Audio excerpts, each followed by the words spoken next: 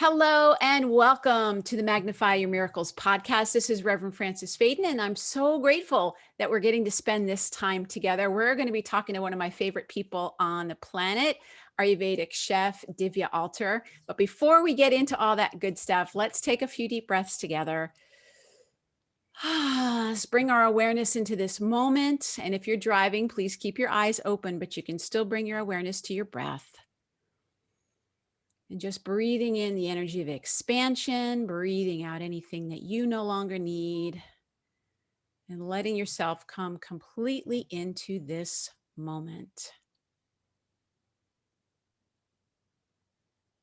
And whatever it is that you most need to hear today, whatever inspiration for your journey, whether it's for your healing path or inspiration as a spiritual entrepreneur, whatever it might be for you, just let yourself imagine that you've already received what you came here to hear, whatever spiritual nourishment you're needing today. And if you're not sure what to focus on, just let yourself feel grateful, as I know I feel truly grateful for this opportunity today. Let's take one more deep breath together in gratitude, and we can begin. Oh, well, my friend, thank you so much for tuning in today. I've been wanting to do this podcast episode and this interview since I started the podcast. I'm so excited that we're going to be talking to the author of this book, What to Eat for How You Feel, which is an amazing book for highly sensitive people, especially. It's an amazing book for everybody, but especially for us highly sensitive people. It's a life-saving book. At least it was for me. And I'm going to tell you a little bit about that. But let me introduce you first to Divya. I want to give you a little bit of her background, and then you'll get to see yourself what an amazing and kind and sweet soul she is. So Divya Alter is a certified nutritional consultant, educator, and chef in the Shaka Vansiya, I always get that wrong, Shaka Vansiya Ayurveda tradition. She is the co-founder of Bhagavat Life, the only Ayurvedic culinary school in Manhattan, and North America's first Ayurvedic Chef certification program. She and her husband, Prentiss, also own Divya's Kitchen, which we'll be talking about, an Ayurvedic restaurant in Manhattan. Divya is the author of What to Eat for How You Feel, the new Ayurvedic Kitchen, and the book is now in its 7th printing, along with a new German edition, which I think is so awesome. Please help me welcome Divya. Hi, Divya.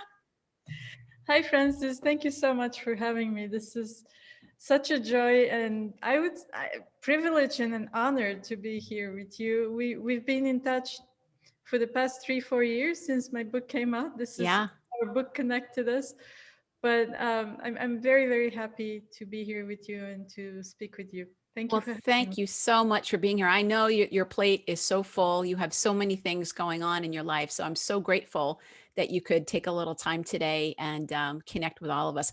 So I always start my podcast by asking my guests, what is your definition of a miracle? And I know you have a really rich spiritual background and you've experienced lots of miracles yourself. So I'm curious what your definition of a miracle is. Well, right now, for me, a definition of a miracle is God's reminder of his presence in our lives. Ooh, I love that. He makes everything possible, anything possible. I see this right behind you. Oh, other side, yep. So anything is possible, and it's always a reminder not to limit ourselves because he can make things possible. And that's a miracle. Absolutely. I love that. And I want to just share with you a little bit of the background. I don't think you know how I came into knowing you and knowing Dr. Teitelbaum, who we both know. But I had been living in California, in Southern California, for about 4 years before we came to the East Coast. And I didn't know where we were going to end up. But I had been to a few Ayurvedic practitioners on the West Coast. As you know, there are a lot of them there. So I knew a little bit of the language. I knew enough to know I was high pitta, low agni. That's what I knew. It's like, that's kind of the diagnosis. So we were living in California, which I thought was going to be the place for us. And then things started to really shift out there, and we ended up driving across the country, and we ended up here in Pennsylvania, in Yardley, Pennsylvania. And about a month or two of being here, I did a Google search on high pitta, low agni, and Dr. Mishra's article came up on how to treat that. And it said, and if you need help with this, contact Dr. Marianne Teitelbaum in New Jersey. And she was 30 minutes from where I lived. And she's like one of the few people that's really was like trained by him thoroughly. And so I started seeing her 4 years ago this month, and your book came out the same time.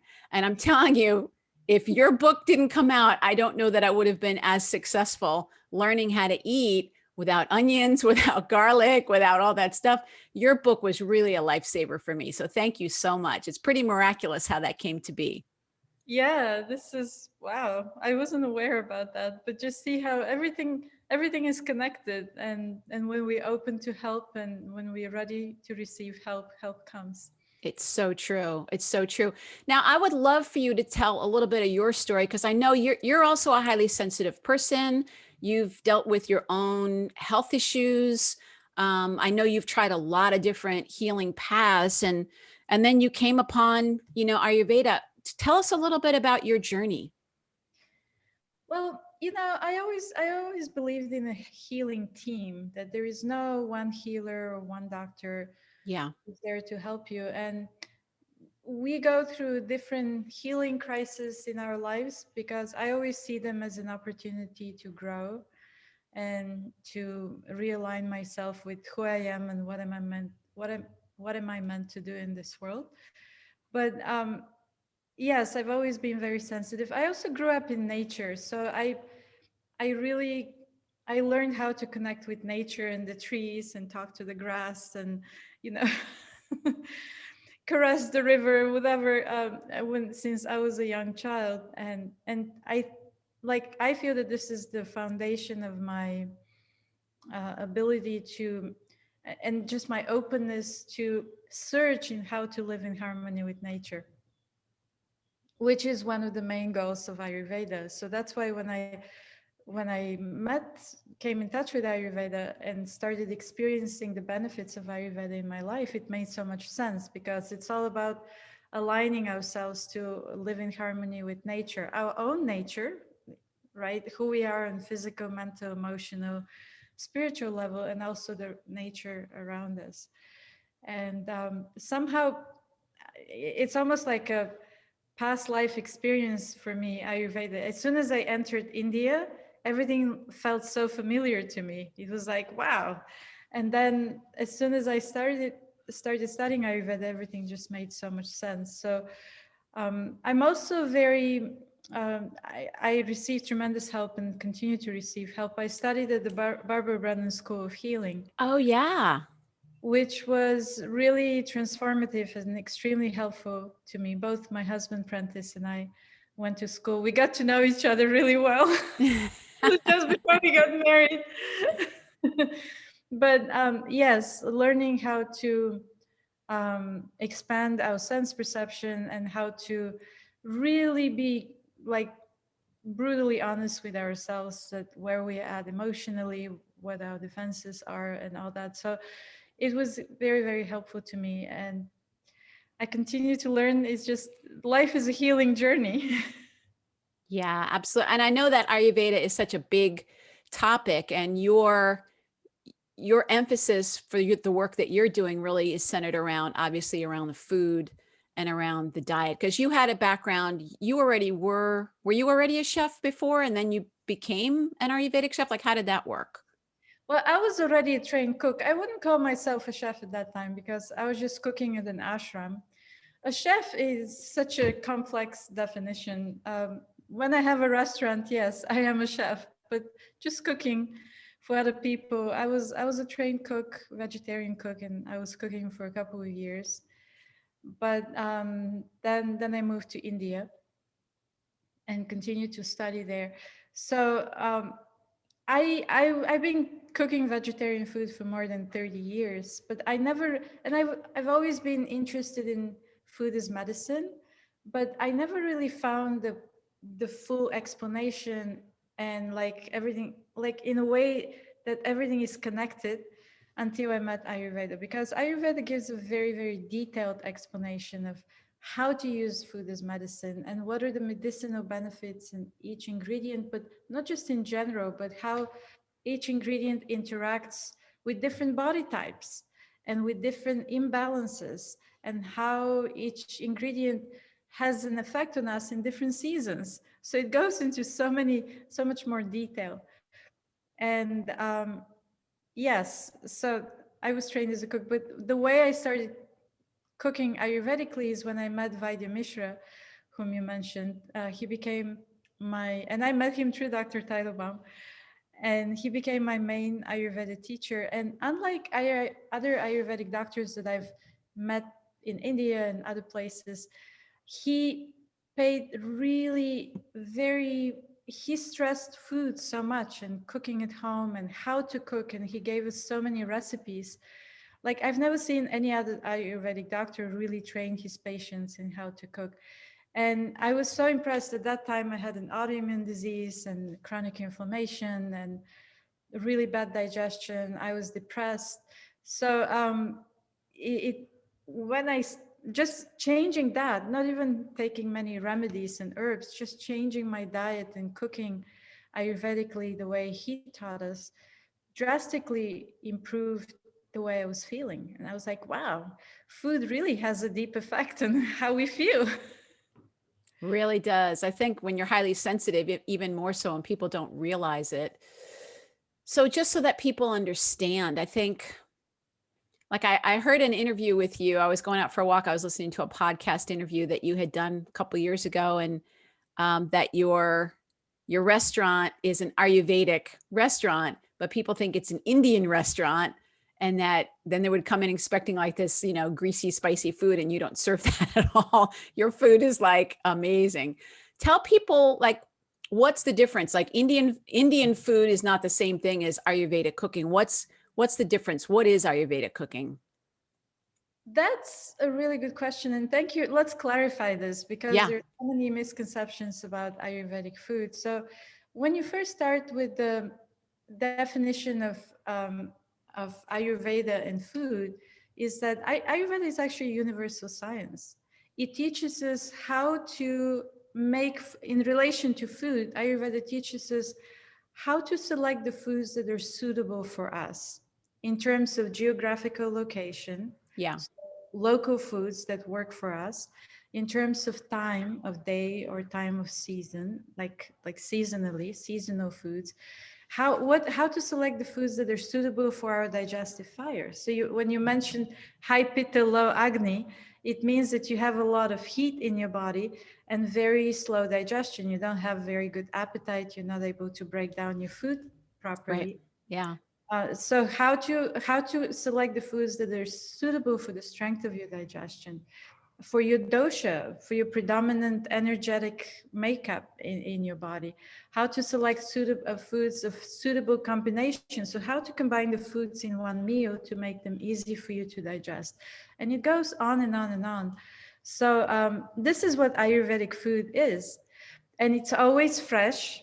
So we don't recommend serving leftovers because they're harder to digest. So they will create the weakness in your body. Uh, when it's freshly prepared, local, cook with love. That's really important. And also enjoy your food when you're eating it. Don't just think, oh yeah, this is healthy. Okay, I'll tolerate it. Like, really make it tasty. Enjoy it. So this is Ayurvedic food. And that's why you can apply it anywhere in the world. So how can you cook Indian food if you're in the middle of Italy when you cannot find Indian ingredients? Right. That actually wouldn't be Ayurvedic food, even if you're using, you know, some very exotic ingredients from India that you cannot find in Italy. So you can apply the principles of digestion and compatibility that are described in Ayurveda to any kind of cuisine and make it Ayurvedic. So definitely not always Indian, but we use a lot of the Indian spices, which are very good for digestion. And they're also available anywhere in the world nowadays. So I would use the spices, but I would use local vegetables like that. Yeah, I love that. And the spices make a really, really big difference in terms of food being more digestible. Like my whole life, I was lactose intolerant. I Mm. just couldn't do it. And then when I started seeing Dr. Teitelbaum, she's like, "Well, here's how you prepare it. First of all, get the best quality, milk that you can get. Use these spices in it, boil it, And so I'm able to have my own, fresh cheese that I make. I can't eat store-bought cheese, but if I make my own paneer, which I learned how to do in this book, and you can too.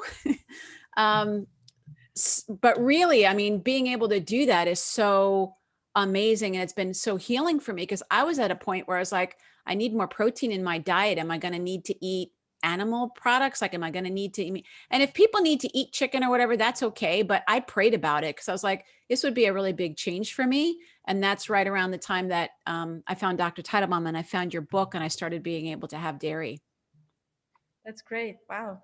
Yeah, and many people, I'm sure many of our listeners may think that there's certain foods they may not be eat till the rest of their life because they're too sensitive. But again, the quality is very important Yeah. because not all dairy or all glutinous ingredients or um, not all butter is the same. So you have to really pay attention to the quality, and then find ways to make it easy to digest. So I know many people who are sensitive to dairy, when they start using the good raw organic grass-fed A2 milk that you're describing, but also introducing it slowly by diluting it, like mixing it with water and adding spices. And then the gut slowly starts to think, oh yeah, I can handle this. And then you go back to be able to have so many foods that you've been depriving yourself of. I know people, I think highly sensitive people, our gut is really sensitive. It's part of our sensitivity. And it just gets to the point where you feel like you can't eat anything. And you really helped me. Your book really, really helped. And what I love about it is, Ayurveda is kind of an overwhelming topic because it's like the science of life. I mean, it's like, but you make it so simple of like what to eat for how you feel. Like, how are you feeling today? Because there's some days where your digestion might feel stronger. And there's other days where you're like, not so much. And so rather than having to get a PhD in Ayurveda, you can really tune into your body with the way that you described it in this book. You can really tune into yourself and then use these recipes to kind of help you with how you're feeling that day. I love that you did that. Thank you. I'm really glad it's helping you. But you're also touching on a very important point, taking the time and learning how to tune into our bodies and minds also and see where we're at and connect with that so that we can make the right decisions of what to eat, what to do during the day, like that. That's really important. And I wish this was taught in schools because it's such an important life skill. Yeah, absolutely. So I'm wondering from your perspective, like if people want to just take some baby steps and get started, what are some tips that you think would be helpful to just start? Like you're saying, honor your nature, honor the energy of nature. What are some things that you think might be baby steps that people could take to get started with healing in a more Ayurvedic kind of a way? Mm. Well, the first thing I would say is relax, because some people think, oh my God, there's so many rules, do this, don't do that. Yes, so Is it true. good for me? Is it not good for me? And some people just get so much in their head and it actually becomes very stressful. So that's not Yes, healthy. I know. So first of all, relax into it, look at it as an adventure, learning something new about yourself every day. And even if you eat food that's didn't work for you that day, it's okay. You learned from it. Okay, it doesn't work for you right now. Why is that? Maybe you can explore that. But in general, look at it as as an exciting learning experience, and then get into the habit of cooking fresh meals as much as possible, because a lot of Yeah. people are habituated of cooking on Sunday for the week, and even if they have time during the week, they just don't want to cook. But and I see daily cooking as an expression of self-care, as an expression of love for yourself or your family. It doesn't have to be an elaborated meal every day. It could be something very simple, But as long as you cook fresh meals every day and make them really nourishing, and when you eat, feel that nourishment. It's not just filling your belly. It's about really nourishing yourself on a deep level and connecting with the food and enjoying it that way. Even if you do that without making a lot of other adjustments, that's a good start. Just to be present to your food, have a relationship with your food. Yeah. And then you can start paying attention to the ingredients, because again, there are ingredients that are really not good, like a lot of processed ingredients, even if it's a sauce in a bottle that has 50 ingredients in it, and most of them you'll never put in your food when you're preparing it yourself. Yeah. Or so avoiding processed foods.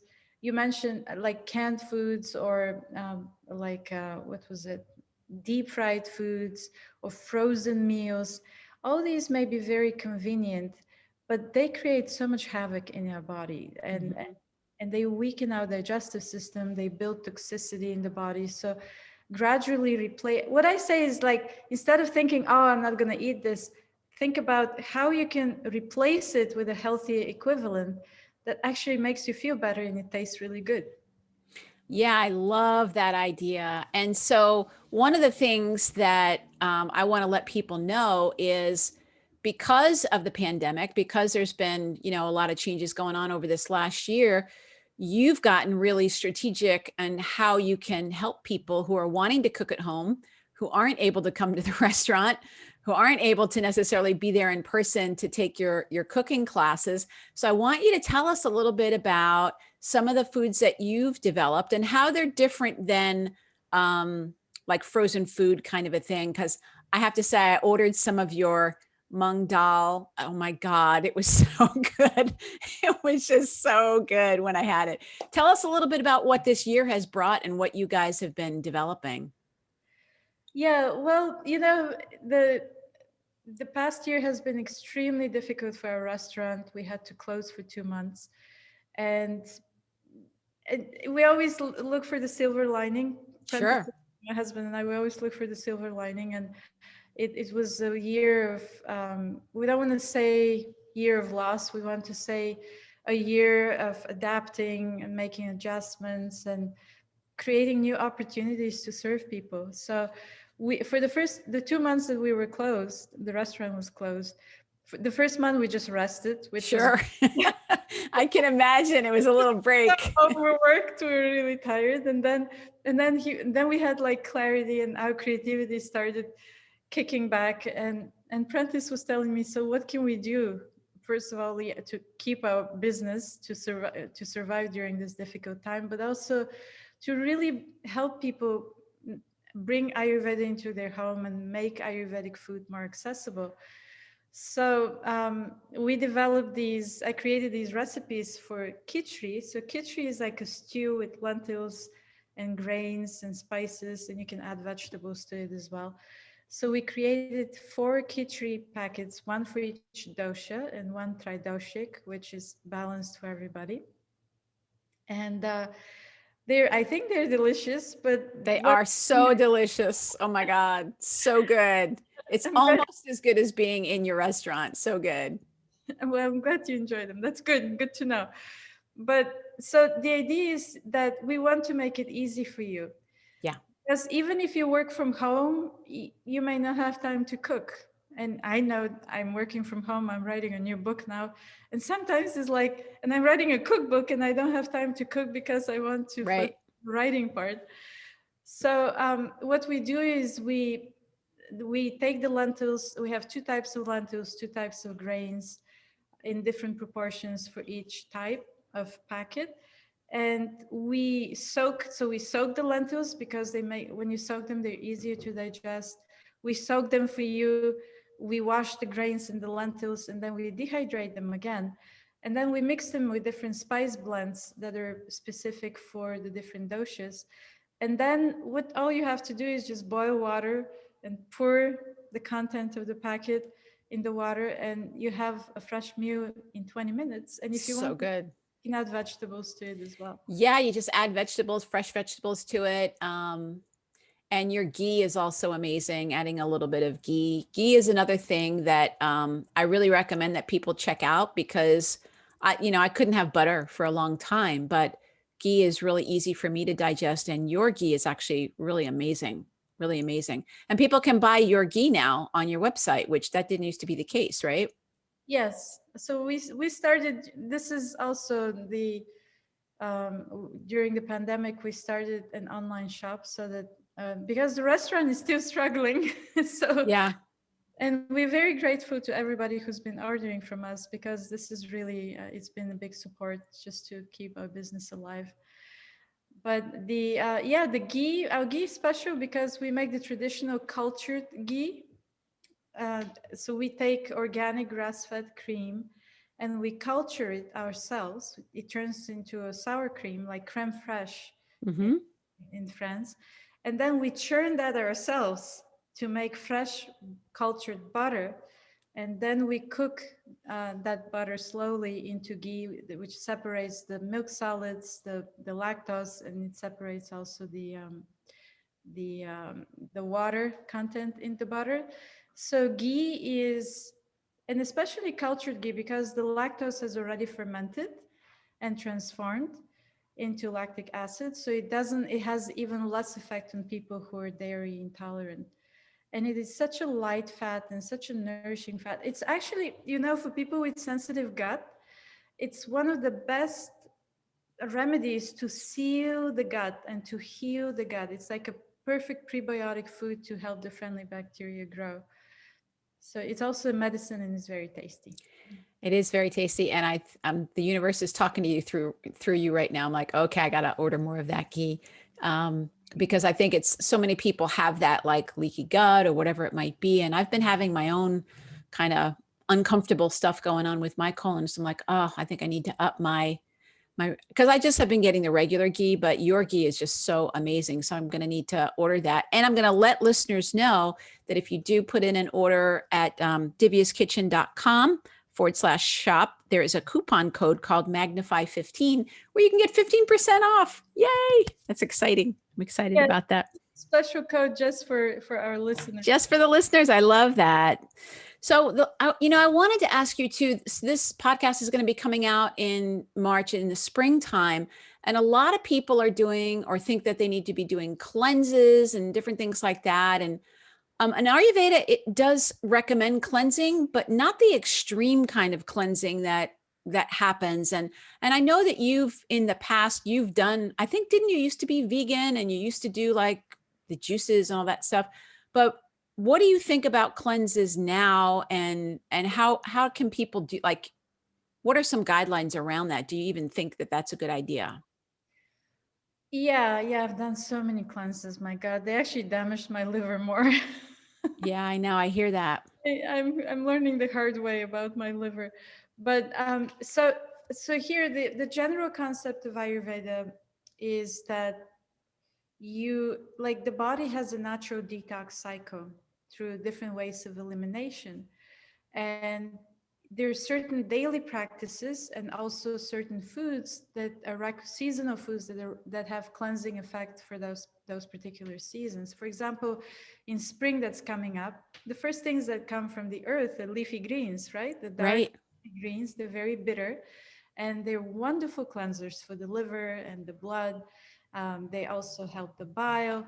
So if but the problem is that we're so disconnected from living with the cycles of nature and eating seasonal foods, and also putting into our bodies so many things that are toxic, not just food but also like could be medical drugs, it could be, I mean, who knows, we put so many things in our body, even just the air we breathe or the water we drink. This can have a toxicity, build toxicity in the body. Sure.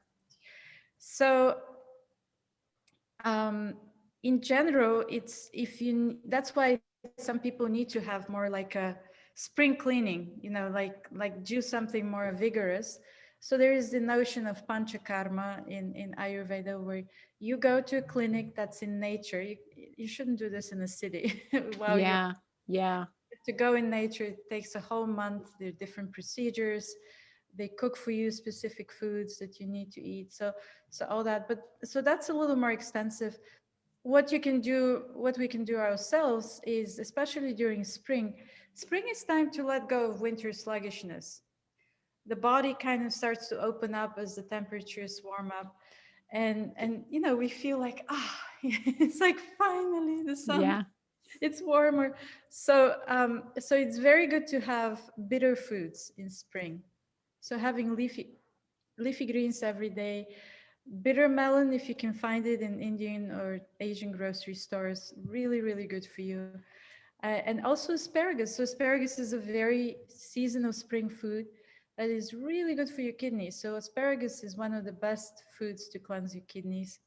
I like to cook it with daikon radish. So the white, thin, not the fat daikon, the white thin radishes. They're fantastic for your liver and your kidneys. So having more of those seasonal foods in spring regularly will help to and also lightening up. So not eating heavy cheeses, and even wheat can be a little heavy in the spring. So like millet and quinoa and barley are better grains for spring. So lightening up your diet by of like reducing the heavy foods in protein and fat and increasing more fiber through different grains and greens and vegetables. Yeah, that's better than doing something extreme like only having juice for 5 days or something like that. I think it's easier on the body. Yeah, for sure. But also, you have to understand that Ayurveda explains how different foods have different cleansing effects on different tissues in the body. So the juice, and there are all kinds of issues with juice. Also, if you're not diluting it, it's so much sugar, concentrated sugar, and in general, juice, because it's liquid, it usually cleanses the lymph and the blood plasma, the first tissue in the body. You're not going to lose, it's not going to cleanse your fat tissue. To cleanse and to address your fat tissue, you have to use really good fats like cultured ghee and very high quality olive oil will be Mm. excellent fat to actually help you lose fat and cleanse the fat tissue. So Ayurveda describes how, like moringa, um, or the Indian drumsticks vegetable, or you can Yeah. use the leaves also. Moringa is really powerful for cleansing the bones and the bone marrow. And I use that in my protocols. Dr. Teitelbaum uses it all the time. So yeah, there are certain foods that address cleansing toxins in particular parts on the body, and Ayurveda speaks about that in great detail. So let's talk about how people can learn some of these things because, again, one of the blessings of the pandemic is you've now moved some of your learning online. And so you have some kind of like introductory cooking classes that you do, but then you also have more of an advanced, like if people really want to learn more about some of the things that you're saying, they can do that as well. So tell us a little bit about what's happening online and where we can find out about that. Yeah, so that was the other change we have to do. So we've had a nonprofit school called Bhagavat Life for the past, I don't know, 13, 14, 15 years. Yeah, a long time. And so we've been teaching a lot of cooking classes here in New York City, and all of a sudden we couldn't do it anymore, and it was another crisis for us. So we transitioned into teaching online classes, which was a dream come true. Even before the pandemic, so many people will text us and email us, and they would say, "Oh, I'm in Europe and I'm here and there, and I really like to study with you, but do you have anything online?" So we were basically forced to create online programs. So all of our classes right now are still virtual because we're not able to have people in our physical school yet. But yes, we have introduction to Ayurveda. Actually, introduction to Ayurveda and your body type. It's a class coming up this Wednesday. Mm-hmm. Podcast will not be released yet, but this is a regular class that we teach. Introduction to Ayurvedic cooking, where you can learn how to make seasonal khichdi and cilantro chutney and a tea, like some basic recipes for everyday cooking. We also have specific workshops. Like this, I was just speaking with Dr. Rob Graham. He's a medical doctor of integrative medicine and also professionally trained chef and one of the founders of culinary medicine in the world. And he's a dear friend. He's here in New York. So we'll be teaching a workshop together, a doctor and a chef in the kitchen. Awesome. And we'll be talking about spring cooking from both Western and integrative medicine and Ayurveda. And that will be on March 28th. We're about, Oh, awesome. yeah. So we like to have these workshops that allow you to go deeper into specific, very practical areas of Ayurvedic cooking. Like this Saturday, I taught a class about food compatibility that is so important for digestion. And it's Yes. a big topic in Ayurveda. And our culinary training, it's a 4-month program, the foundations, and then we have a second level, which is the professional. This is a program that helps people really learn the fundamental principles of Ayurvedic cooking and become trained to cook at home or to cook professionally. It's like an Ayurvedic chef's training. And we're just finishing this month, we're finishing our winter semester. We're starting our spring semester in April, and it already sold out. So I'm Wow. we actually have, Congratulations. I know we have 10 people on the wait list, and we're very sorry that we cannot take more people. We limited to 40 Yeah. people because we want to have very high quality and pay Yeah. attention to Well, you'll everyone. be doing that again in the fall though, right? We'll be doing it probably next year. In the fall, we will do the professional level. Oh, I see. I see. Okay. But Wow. this is a program we've been teaching for the past 5 years, and it has been very successful. And now we're able to offer it to more people. That's so great. So, if people want to do either just some basic introductory classes, and I know you've had different topics too, like seasonal foods or Ayurvedic desserts, which is my favorite. So, the website for that is BVT Life. That's B as in boy, V as in Victor, T as in Tom, and then the word life, bvtlife.com, which stands for Bhagavat Life. And if you go there, you'll see whatever cooking classes they have. And then if you did want to do the more advanced training, I guess you would get on the wait list for that. That's awesome. Well, I have to admit, my passion is teaching. I love Yeah, I can hear it. how to cook because to me, the key thing is to empower people to cook at home and feel better. And that's what our school is all about, really helping people learn how to take care of themselves through food and cooking. It's so, so great. All right, my friend. Well, I could talk to you forever, but I want to be respectful of your time. And so let's let people know where else they can go. So there's divyaskitchen.com. If you're ever in Manhattan, I think you guys are open for indoor dining now, and you're Yes, going to be continuing to probably be open. Best food in the world. Oh my God. Whenever I go to Manhattan, I always make sure I come. So you can go to Divya's Kitchen, and it's divyaskitchen.com/shop, SHOP. And this will be in the show notes. And you can go there and you can look to see all the beautiful products that she has. You can order your ghee, you can order your khichdi, you can order all that kind of stuff. And the special coupon Magnify 15 is just for the listeners. And then if you do want to learn more about the online cooking, you can go to bvtlife.com and you can find out about the cooking classes. Divya, thank you so much. It's such a joy just to even be in your energy. I feel like it's healing just to spend time with you. I feel the same way, Francis. Thank you so much, my friend. I really, really appreciate it. Yeah, thank you for having me. It's been such a pleasure speaking with you. All right, my friends. So thank you so much for tuning in to the Magnify Your Miracles podcast. Please, if you do like this podcast, leave a review. Let your friends know about it. Let your friends know about Divya and send them over to divyaskitchen.com where they can get all kinds of great resources, being highly sensitive for sure. And remember that the key to magnifying your miracles is to know that your miracle is already here. God bless you. Bye-bye. Thank you.